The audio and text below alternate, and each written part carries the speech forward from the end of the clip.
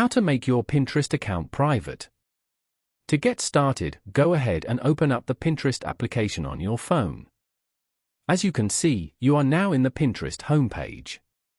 Here, you can view images and videos selected based on your activity and interests. This includes pins from accounts and boards you follow.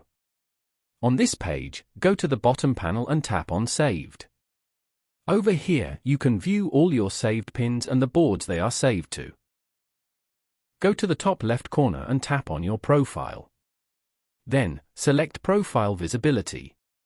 From here, you can manage how your profile can be viewed on and off Pinterest. Now, turn on the Private Profile option. When your profile is private, only the people you approve can see your profile, pins, followers and following lists. Following these steps, you can easily make your Pinterest account private.